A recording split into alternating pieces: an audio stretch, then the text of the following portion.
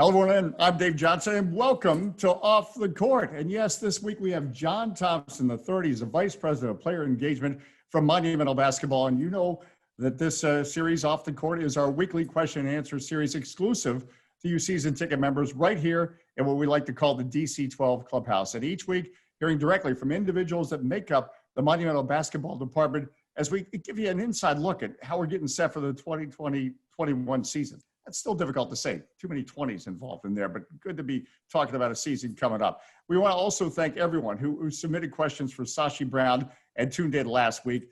This week, though, it is John Thompson III, Vice President of Player Engagement for Monumental Basketball. First of all, I always start every interview with this. It's just great to see you. You know, sometimes you let me share a seat on the bus with you, so I enjoyed that. But it's great to connect with you and just how you doing? Why don't we start there? How's things going? I'm doing okay. It's good to be connected with, live from the kitchen. So, and it's also good, as you said, it's difficult to say 2020, 2021 season, but it's also good to get back out on the court. No, well, the way the world is right now, that wasn't certain. No, that's for sure. And that it's good to have something like that to look forward to. The title that I just described, the Vice President of Player Engagement, why don't we just start there? Because I know it involves so many things, and I interact with you, when we're on the road with the Wizards, just to describe some of the things that involves. Well, it's all over the board, really. I mean, it's all encompassing in that, I think I tell people a lot of times, collegiately, that part of your job, a large part of your job is to help these young men grow up and be able to float and survive and be pushed out of the nest when they leave you 4 years later or 3 years later, however long they stay in school. And a lot of times with professional organizations, the assumption is, well, we're getting men and they're getting paid. And so everything else, we haven't been, and when I say we, I don't necessarily mean Monumental or the Wizards, but just professional sports, haven't been as attentive to as we should. And so part of my job is just to spend time with the ladies and the gentlemen and just get to know them and find out their goals and aspirations and how we can help, how as an organization, we can help lead them down that path, as well as be a different sounding board for frustrations on and off the court, and basically just to try to help our athletes. And we have between the Wizards, Mystics, Go-Go, District Gaming, over 50 athletes, help them navigate through this time of their life. And do you feel like that's part of your DNA in some ways, that that's what you grew up around? Your father, that's what he was all about, helping young people develop and grow. And that's turned out to be your life's work. So I would imagine a very comfortable place for you in dealing with young men and women and trying to help them develop off the court as well. No, it is. And as you said, that's definitely not that Pops preached that, he lived it.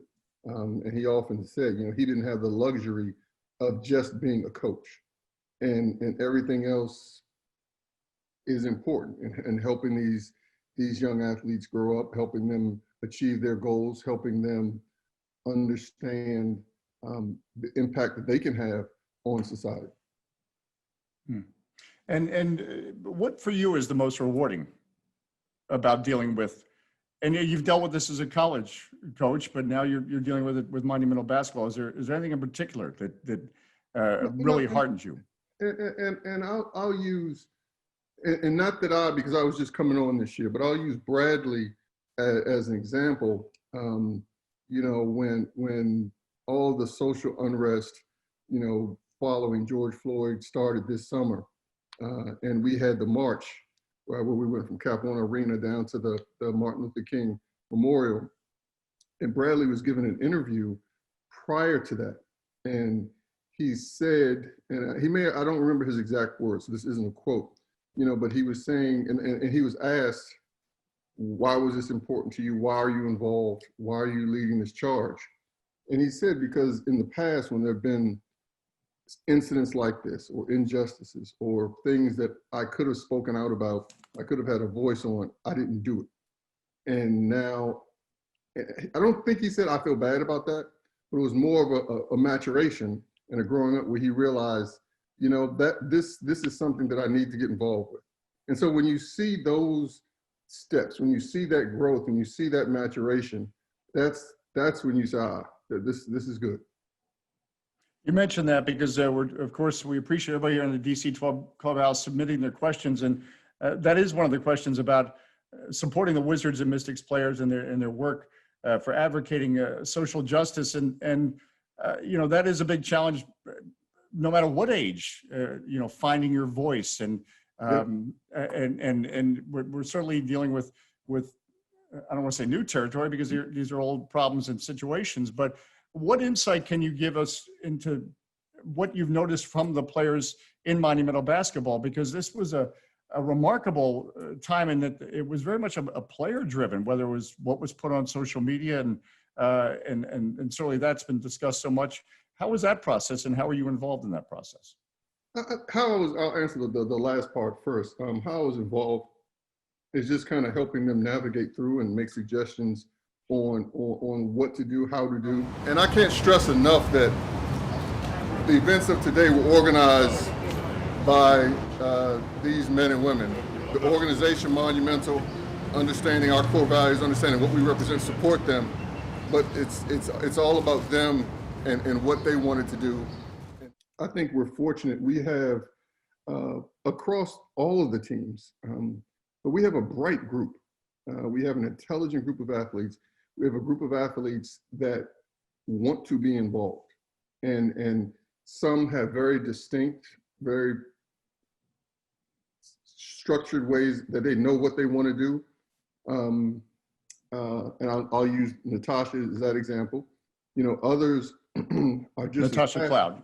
I'm sorry, yes, Natasha Cloud with the Mystics, Cloud 9.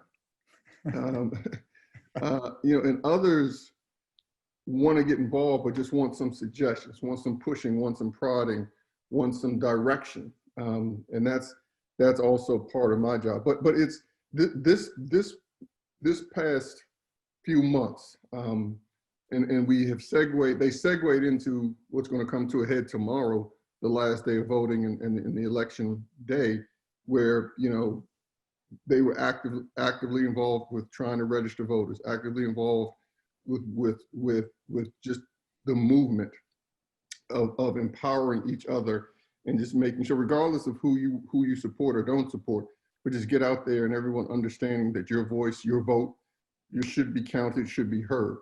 And so it's been easy because of their passion. It's been easy because of the collective group's drive and desire to be involved.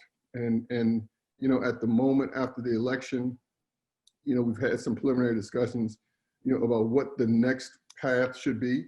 And so that hopefully when I say we, I mean the players at Monumental, and I mean our country, doesn't lose any momentum in trying to make this world a better place. And you mentioned that, and for you, as I'm watching you talk and describe that, again, there's probably a lot of emotions that are stirred because that has been so much a part of, as I mentioned before, what your family's work about. It's been, yes, basketball, but it's been using basketball as a platform to challenge people to become better on so many levels and to try to make this world a better place. Yeah, and you know, I'll say this. This is a plug yet not a plug at the same time. My dad has a book that's coming out soon that he finished penning literally just before he passed away. And in that book, there's a section where he talks about how he used basketball as the carrot to make sure guys got an education, to make sure guys, you know, to teach them about every other part of life. Basketball was a carrot because they all wanted to be very good players, all wanted to be in the NBA, all wanted to be all-stars. So you use that carrot to then make them understand, well, if you don't go to class, you're not going to get this, or whatever the scenario was that he was dealing with or talking about. But he used basketball as a carrot to help young men grow up. And again, you know, that's one of the things about sports. It brings us together, and then we can find out how much we have in common in so many ways. And, you know, we're again taking the questions from our season ticket members. One of the questions, how have your conversations with players changed over the last several months, or have they really changed? Did you always have conversations of this nature going back to your days coaching? No, well, so I'll answer that specific as it relates to Wizards Mystics. They have changed. I don't think that's necessarily a function of what's going on in the world. It's more so a function of this was my first year here, and as I get to know them better and they get to know me better, our relationships grow. And so, it's whether you're a coach or whatever your role is, the trust, the understanding that you have of your players on the court or in things off the court, as they learn you and you learn them and you get to know each other and that trust is built, you can have more in-depth conversations, you can get deeper, they open up more. And so I think to that end, it's grown. Is probably the right way to put it as it relates to my conversations with the athletes. But the way things have been the last, whatever, 6 months, 8 months, however long it's been, between the coronavirus, COVID-19, between the protesting and social unrest and the pent-up frustrations there, clearly those discussions have been at the forefront of a lot of those issues, rather, have been at the forefront of a lot of our discussions. And like I said a few minutes ago, we have a smart and intelligent group of athletes. So, it's not so much, okay, I need to go out and educate them on X, because they're educated, but just helping to shift and move and make suggestions that they want. Visiting with John Thompson III, Vice President of Player Engagement for Monumental Basketball. We appreciate his time in the DC 12 Clubhouse. And of course, questions from our season ticket members. Next question is what is the one thing, if there is one thing, that your father taught you that you carry with you at work and at home? Something that you still go as a part of your day-to-day life that your father instilled in you? I think that as the gerbils running in my head right now, I don't know that there is one thing. There's not necessarily one thing that I could say that Pops, left me with this little nugget, this little jewel of wisdom. I think just in general, the understanding that we have, that there is a responsibility, not just for yourself, but for others. That there is, and this isn't just as it relates to my current position, my current job, but we are responsible to try to bring someone else along, to help someone, to push them beyond their limits, to help their success. And I think if I had to pick one thing, you could say that. You could also say something as small as get up and make your bed in the morning, every morning. So I mean, it's much like everyone else's, or at least most people's father. I don't think you can capsulize one particular lesson that I took away, or that you would take away from your dad. Well, and we all still listen to our dad's voices in our head, even if it's so special. What was the most rewarding aspect of coaching at the same institution that your dad essentially built at Georgetown? What was the most challenging is our next question from a season ticket member. Well, I mean, challenging is winning. The most rewarding is winning. So we can talk about the development of the young men and women all we want to. At the end of the day, that is, and I'm not trying to imply that's not important, but you want to win. And so it felt good to me for him to see us go to the Final Four and have him sitting there. During my time there, I won three Big East championships. It felt good to me for him to be there and see that and be a part of that. I think it was harder. It was harder for him, and this isn't necessarily tied into the question. It was harder for him to sit there and watch our games as John's father than it was for me to have him sitting there as that's my dad. Now, part of that was he wanted to coach my team most of the time. But I always tell people, like most kids, we learn how to quickly at a young age listen to your parents and let stuff go in one ear and out the other. And so that much like every other kid, that's and whatever you agreed with, you let stick in there a little bit. But it was special to have him around during those championship runs and those championship years. Once a coach, always still coaching your team. You'd have to pick the parts and the plays that you want to call that he gave you, right? That's exactly right. The next question. He would laugh because he would say, "So you and your brother and your sister, I'd come home at night and y'all would sit there and tell me everything I was doing wrong, what I need to do, and I'm gonna do the same thing with you." That's the other thing. Your dad had just a wonderful laugh. That laugh could just light up an entire arena. Yeah, what was really interesting. I'm sorry to the season ticket holders if this is turned into the John Thompson Jr. show. But it was really interesting for me to see the different reactions to him once he got off the sidelines and went into doing the radio. And just because all of a sudden you have people coming up to me saying, I heard your dad on the radio the other day and he told a joke. I didn't know your dad laughed. And in that role, he's not necessarily trying to protect the 12, 14 guys on his team, and he's just relaxed, having fun, as he would say, eating his sausage sandwiches and listening to his country music. There you go. That'll get you through. Country lyrics will get you through. And we appreciate you sharing that because so many questions are about a relationship with your father. And as we continue with some of the questions here in the DC 12 clubhouse, it's a young team. We're dealing with specifically with the Wizards now. Just talk about how much that has been like to develop players like a Rui Hachimura, who they tell me he's young, but he seems more mature beyond his years. And it's Troy Brown or Thomas Bryant, the same thing. Working with these players, what really has struck you? Well, I think that it was by design. I think Tommy Shepard and his staff have done a great job of bringing in not just, and you've heard Tommy, and most of our listeners probably have heard Tommy say this, not just bringing in younger players and trying to develop them, but just as importantly, I think they've done a great job of bringing in high character guys who want to be coached, who want to get better, who want to listen, and coupled with that have not only the aptitude, but the talent such that they can. And so, we have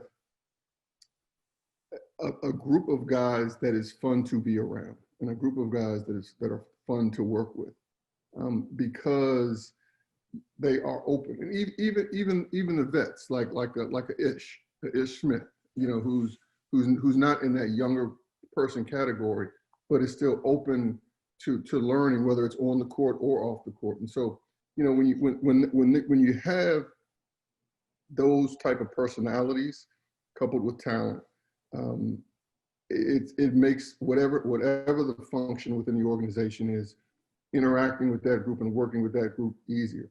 But we do have a young group. We have a group that you've had I've had some players that they want to tell you how to coach them. They want to tell you, this is what I should be doing, that's what I should be doing. And I think that Coach Brooks and his staff don't have that tension, don't have that, they have a group of guys that are open, willing, and able.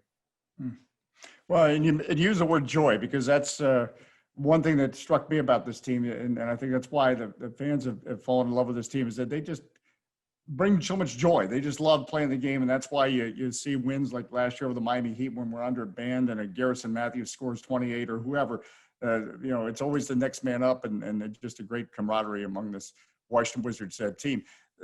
Several questions relating to the transition from the college to the professional level, and you've kind of touched on that, and that's a big part of your role is just because we make somebody an instant NBA player doesn't make you grow up any faster. So how do you view that transition from college or whatever to the professional level? And is it the managing of money, or what is the biggest challenge, or how do you navigate that process?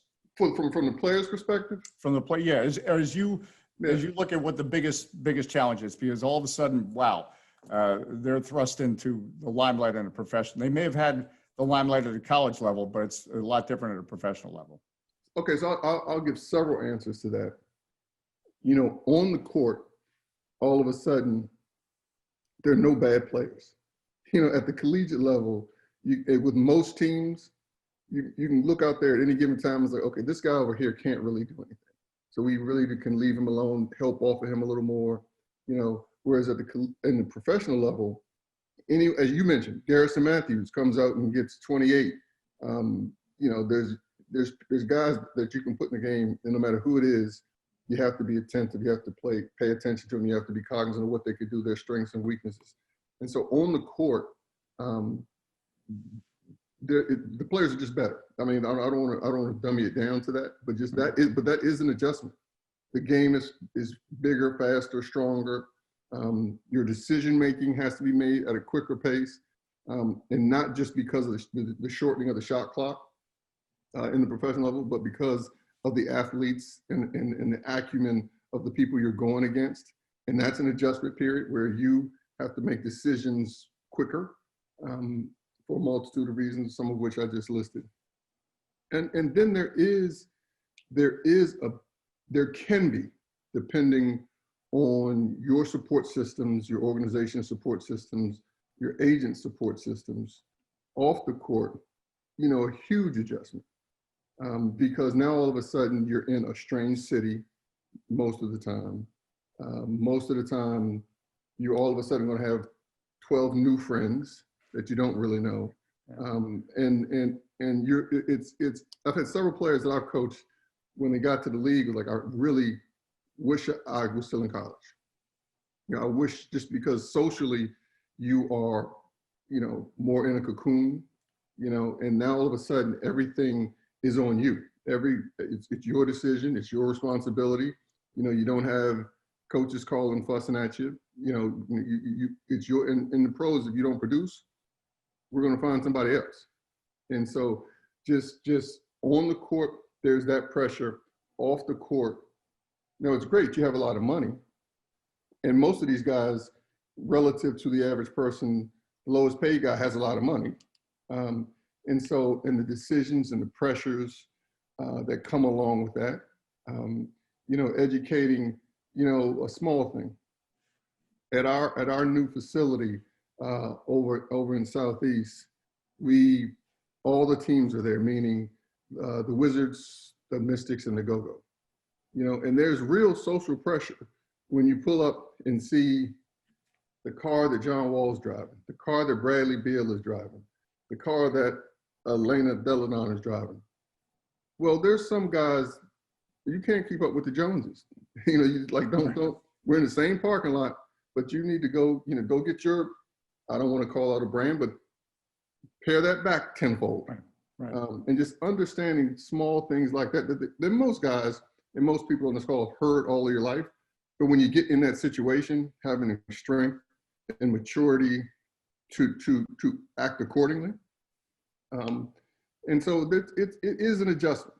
It is 100% an adjustment on the court, 100% an adjustment off the court. Now, there's some special players that the adjustment on the court is seamless. There's some special people that the adjustment off the court is seamless. But for the most part, you got to work and help them through that. And that's not easy. I think about, I got my first paycheck from a good paying job and I wanted to buy everything. So it's all human nature. Well, John Thompson III, Vice President of Player Engagement for Monumental Basketball, you're still coaching and you're helping young athletes with bigger victories in some ways. So in some sense, you described a lot of what you're involved with. It's still coaching. You just might not have to worry about the wins and losses as much. No, and that's one of the things when after when I wasn't at Georgetown, I was doing TV. I was announcing college games, and which was great. You travel around, you're seeing some good basketball. You're meeting some coaches that you hadn't met before. It was a time where I actually learned a lot by going and not just announcing the game, but I was always get there at least a day early and study and go to the practices and hear how different coaches coached. And so it was a good time, but you're not a part of a team. So for many people, that's a good thing. I remember telling Tubby Smith, Tubby was at Memphis at the time, and they played Louisville in the Garden a couple of days before Christmas. And so I go to Memphis's practice the day before, and I'm watching them. And he says, "Hey, John, how do you like it?" And I said, "Well, let me tell you a story, Coach. What's great about this job as a TV announcer, and what's terrible about this job." I said, "So the game was at noon on a Saturday morning. This was Friday. So I said, Coach, tomorrow at 2 p.m., whether you win or lose, you're going to be a mess. Like, you are going to be a mess because of what just went wrong, or you're going to be a mess because you're already worried about what's coming next and can we fix what we did wrong to get ready for what's next. Like, win or lose, you're a mess."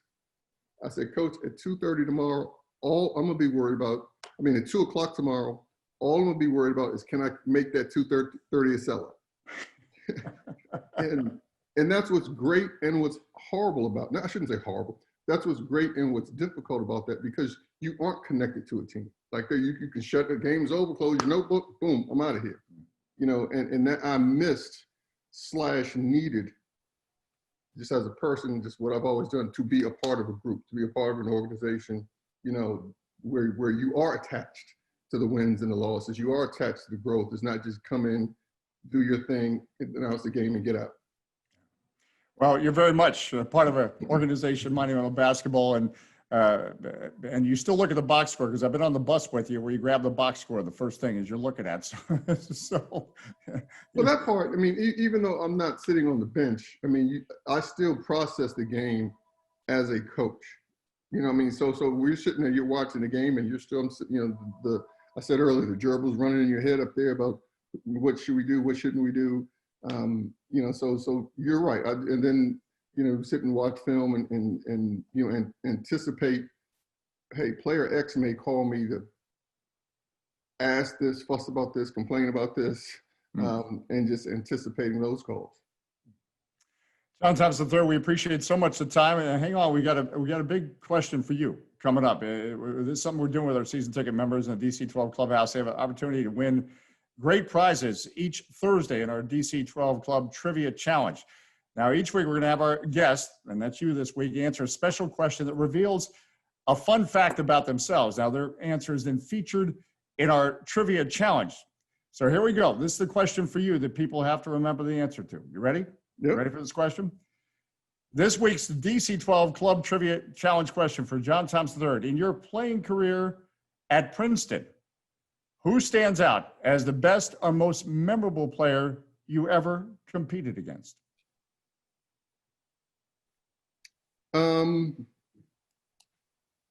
That's a really good question.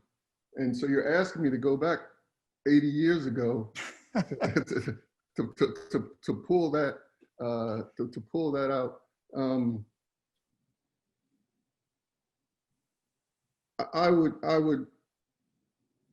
I remember vividly, and can I, even though I was a player, can I name a coach? Yes, you can. Okay. Yes. I forget whether it was my junior or senior year, and we're playing Seton Hall, Princeton versus Seton Hall, and we win. And I remember being really excited to beat PJ Carlesimo. But I remember that win against Seton Hall. I remember that vividly as a player. Well, I was always taught that when you get asked a question like that, go with what your gut tells you. Your gut went right to that memory of beating PJ Carlesimo at Seton Hall. So that is John Thompson III's answer. And again, we appreciate so much the time this week in the DC-12 Clubhouse. We thank everyone for spending time with us in Off the Court in the DC-12 Clubhouse. And again, thank each and every one of you for submitting some of your questions. Stay tuned for next week's question and answer, and we're going to have that guest announced very soon. On behalf of John Thompson III, I'm Dave Johnson. Thanks for spending time on Off the Court in the DC-12 Clubhouse.